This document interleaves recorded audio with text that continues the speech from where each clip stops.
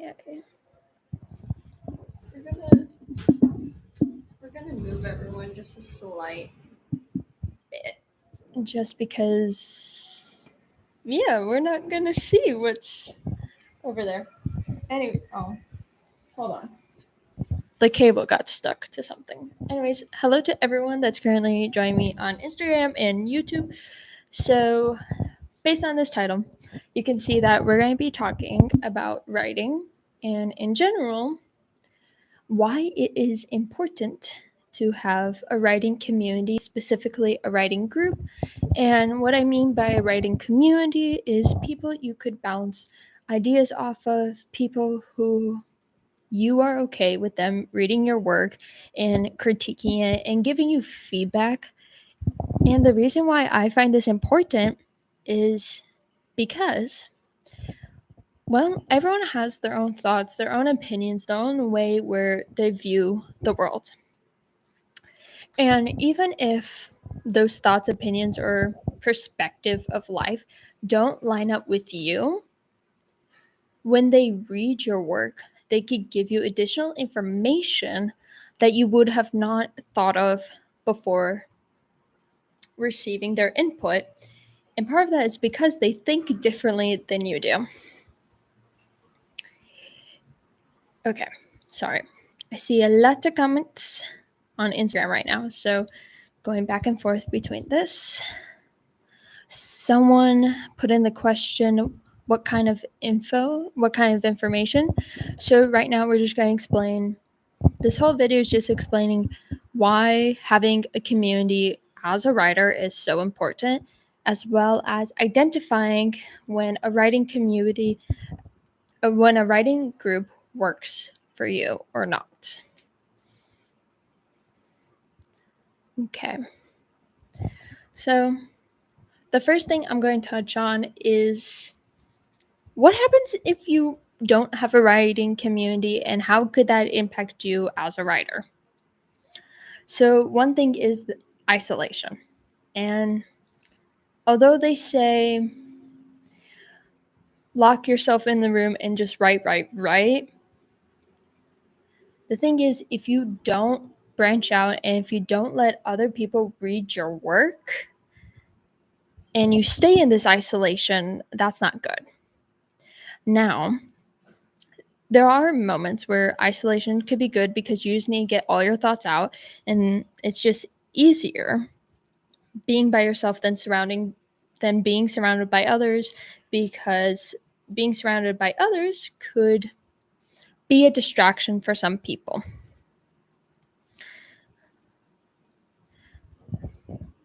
Someone on Instagram said, so you want to make a complaint? It's not necessarily a complaint. In this moment, I'm just sharing my thoughts, and people could agree, they could disagree, they could input their own thoughts.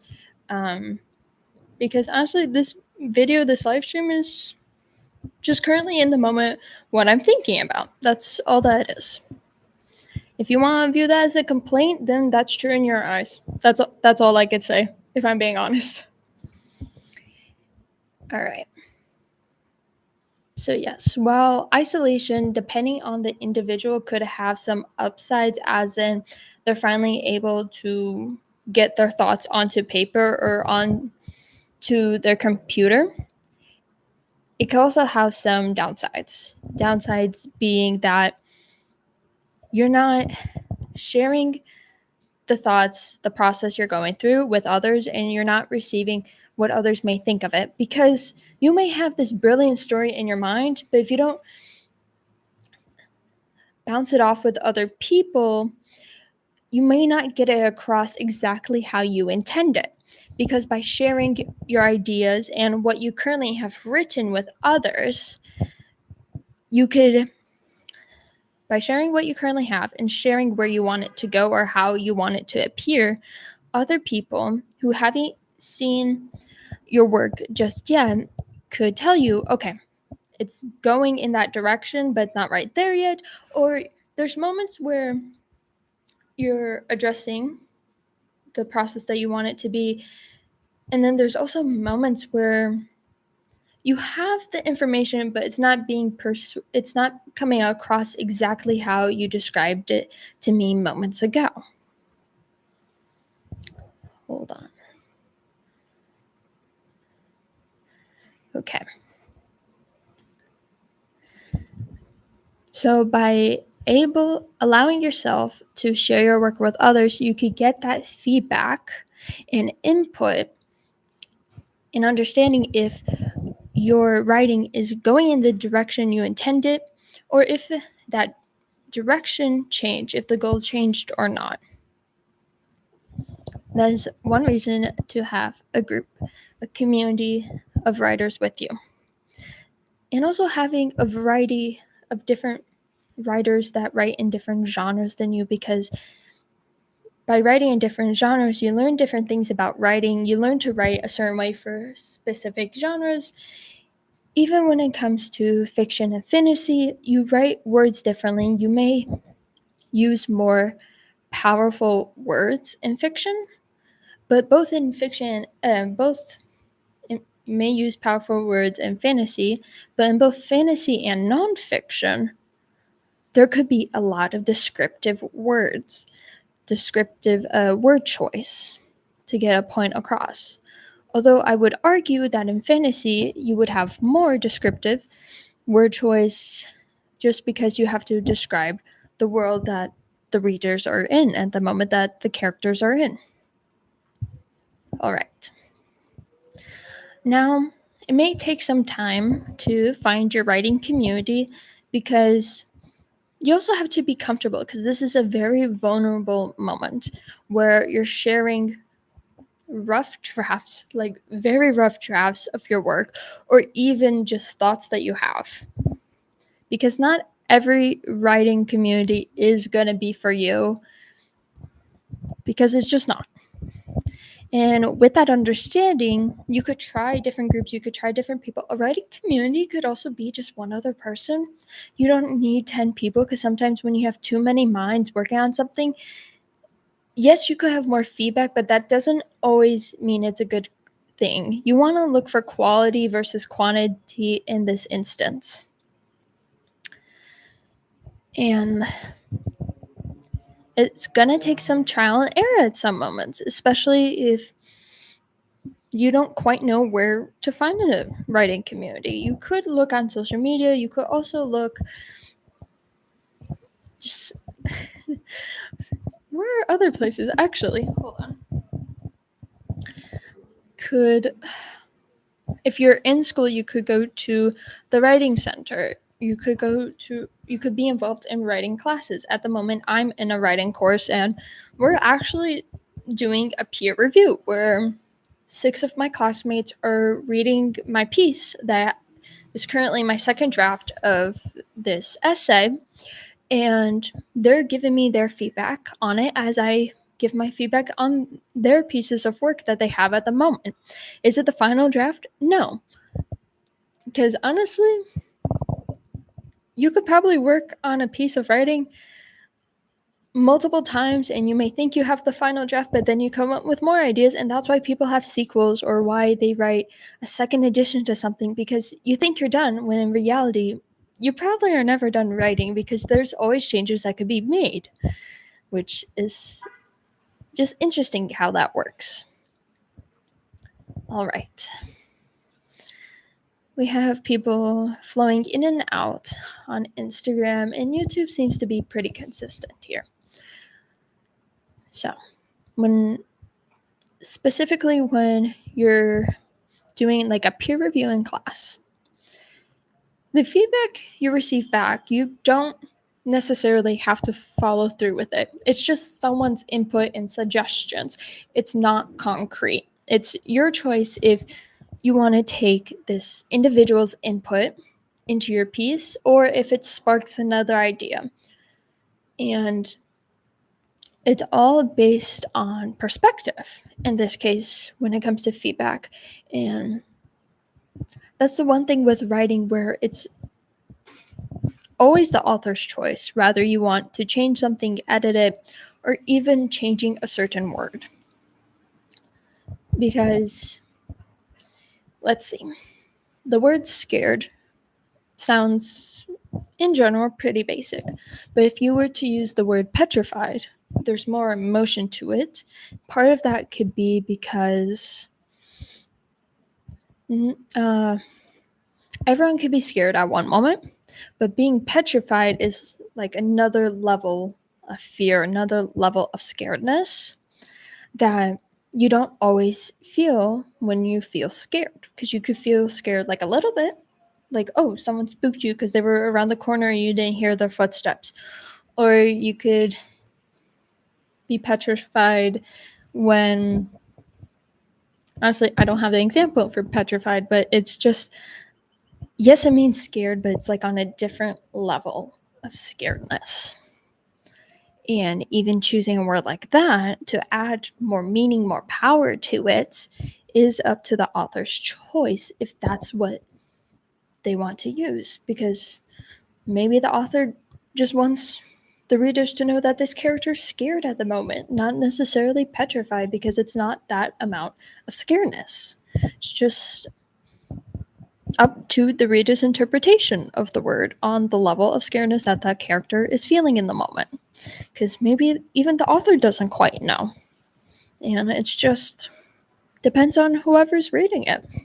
Because sometimes that happens. Sometimes writers write, but they don't always understand exactly what they're writing about. And so that's why they continue to write about it, because they want to see what other people's thoughts are on it and get more input on the situation. And it could also be why some people, specifically for fiction stories, wait to see how the world would react to their first to the prior book versus continuing on with a series or writing another book on the similar lines, on the similar subject or topic, because they want to see how the readers react to it and the feedback that they give off from reading this book, and what the author should change, or maybe what they should continue, or maybe what they should branch on more about, like discuss more, go more in depth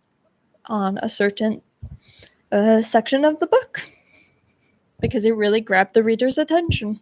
Because everywhere you see the audience of this book, it keeps talking about that one scene. Well, then maybe the author should create more scenes like that, you know? All right. Let's see. Another reason why you as a writer should have a community is because data has shown that writers in communities are more likely to publish their work because they have a more understanding of what other people view their pieces of writing, how they view the manuscript, how they view the drafts. And in a way, it builds more confidence when people are like, okay, this is great. It builds more confidence when there's more eyes on the story and different minds reading the same story, because the author begins to feel more comfortable with people reading this work, even if it's different drafts. But along with the different drafts, as other people are reading it and giving feedback to the author is developing a story that is more likely a story they want to publish versus the first draft that they gave to the writing community. Because usually the first draft, no one wants to publish because it's the first draft. I mean, those who publish the first draft either are really confident or they're showing examples of what they did in their first draft versus what they chose to finally publish. And I said finally published versus final draft because, like I mentioned earlier, I don't think any piece of writing has a final draft, because there's always could be changes, and that's just how it is. As you learn more things, your mind and ideas are going to shift, they're going to accumulate, and with that, the way you view a piece of writing in the first grade is not going to be the same way of how you view that same piece of writing when you're 20 years old. it's like reading The Cat in the Hat all over again. Especially when you haven't most likely touched that book since you were a young age, or the next time you'll probably touch that book after not reading it in elementary school is probably when you have kids of your own or nieces and nephews and you just happen to pick up that book and start reading again. It's gonna be different and you're gonna notice different things. The same way of how people could read the same book over and over again, but they gather new information every time. They notice things that they didn't notice the first time they read it. And that's the same way as in a writing community when you're writing drafts, especially when someone gives you feedback. You being the author and someone gives you feedback on your work, they could tell you something that you didn't even notice you were doing, like patterns you were writing, incorporating into your work. You may have not even noticed, but when they point this out to you, you could decide, okay, do you want to have these patterns in your book, or do you want to change them, or do you want to continue with it, or do you just want to keep it the same?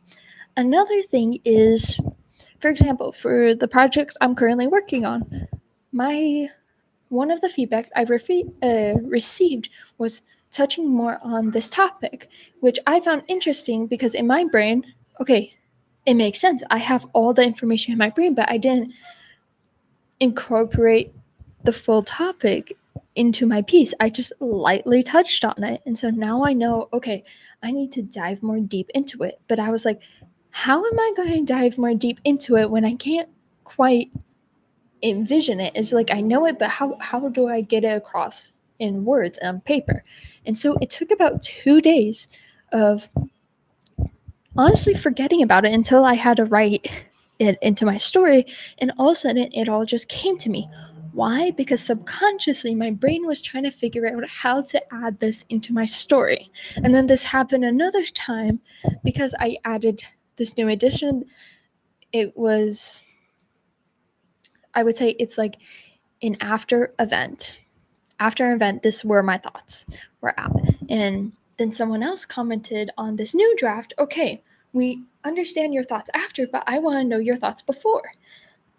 And I was like, oh, wow, now I have to think about it again. And I'm going through the same process of where I'm at, of being like, okay, how am I going to write this? And so, because with that first one, I just didn't think about it for a while and then it just came to me.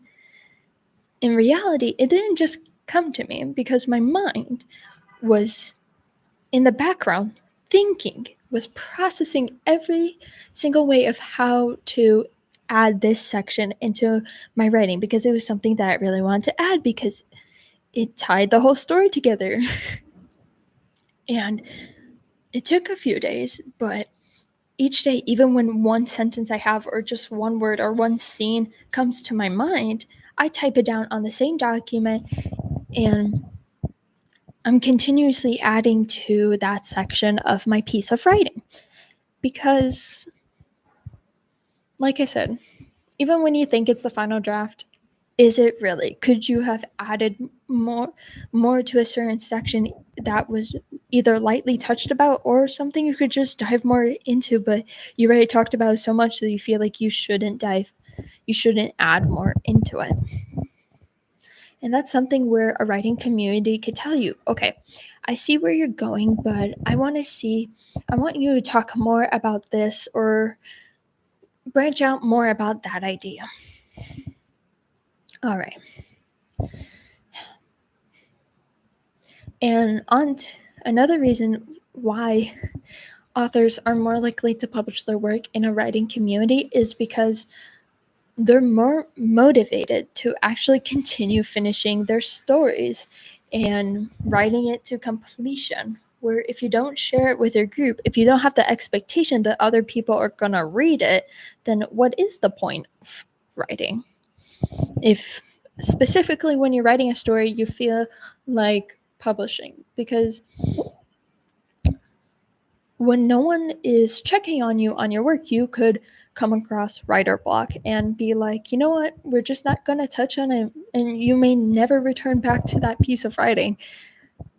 And then that story could just be lost forever because it never has an ending. It doesn't have a finish.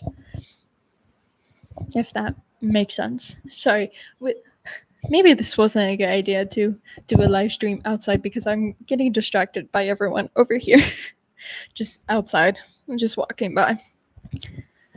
With that being said, that's all I have at the moment because my brain is jumping between one thing into the other as a car just drove by.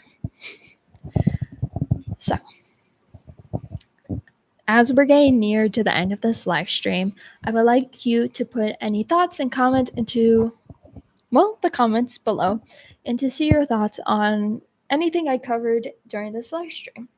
If you want to see the full video, it's on YouTube at The Life of Olivia Ritt, or if you simply if you simply search into YouTube Olivia Ritt RYT, you can find the full video there as well. All right, we'll see y'all next time. Bye, y'all.